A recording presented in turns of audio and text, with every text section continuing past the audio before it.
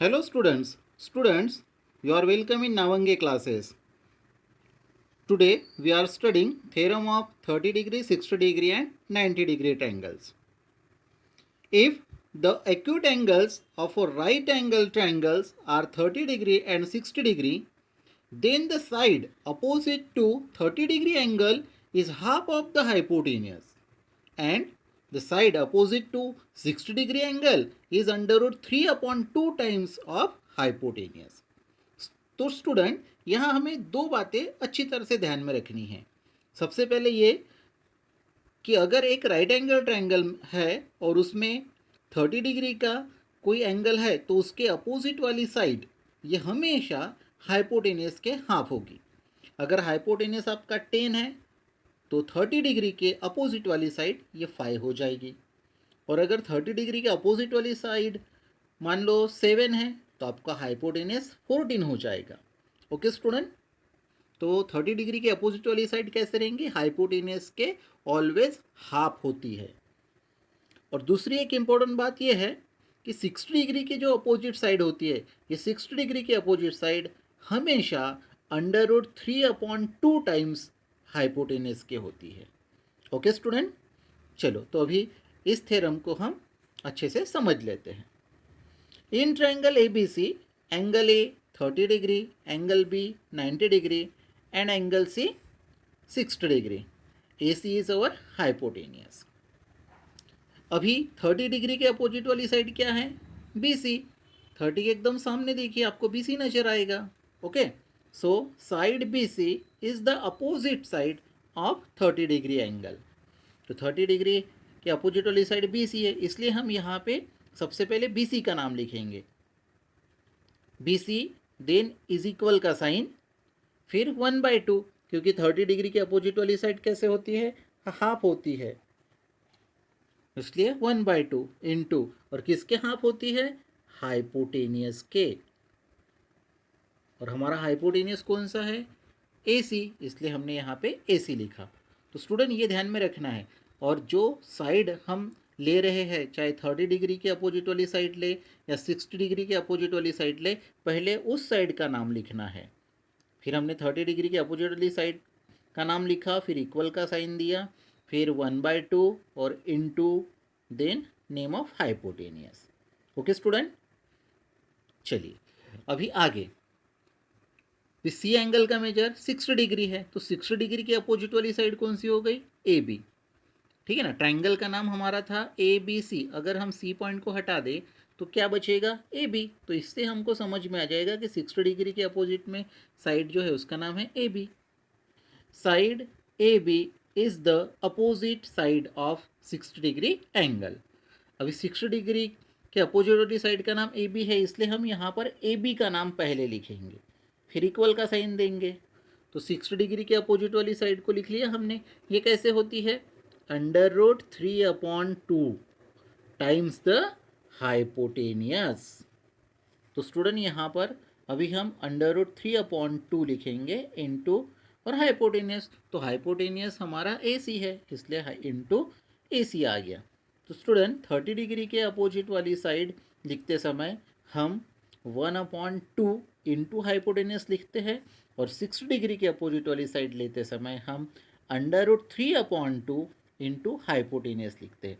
देखिए स्टूडेंट यहाँ पे दोनों भी आपको ऐसा लगेगा कि सेम सेम है, लेकिन थोड़ा सा डिफरेंट ये है कि 30 डिग्री में 1/2 आता है, और 60 डिग्री के अपोजिट साइड जब हम लेते हैं तो अंडर रूट 3/2 आता है, और उसके बाद में इंटू हाइपोटेनियस और इंटू हाइपोटेनियस दोनों में आता है।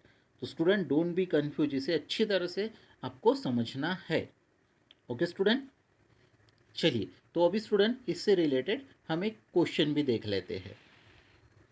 हमारी प्रैक्टिस सेट 2.1 में क्वेश्चन नंबर 4 दिया हुआ है। From the figure find RP and PS using the information given in triangle PSR। तो स्टूडेंट देखिए यहाँ पे ट्रायंगल PSR दिया हुआ है, SR दिया है 6, एंगल P का मेजर दिया है 30, और यस है 90 डिग्री का। तो स्टूडेंट हमारा सबसे पहले तो हाइपोटेनियस अगर हम चेक करें तो यहाँ पे आरपी जो है ये हो गया हमारा hypotenuse. Okay student,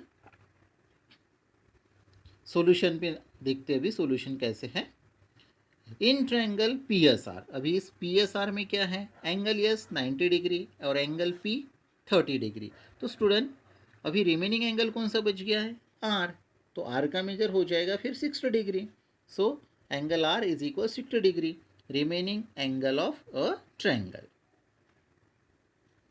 yes R is the opposite side of 30 degree angle. S R, आप देख सकते हो स्टूडेंट यहाँ पर यस आर जो है ये 30 डिग्री के अपोजिट वाली साइड है, इसलिए हमने ये स्टेटमेंट नोट किया, S R is the opposite side of angle 30 degree.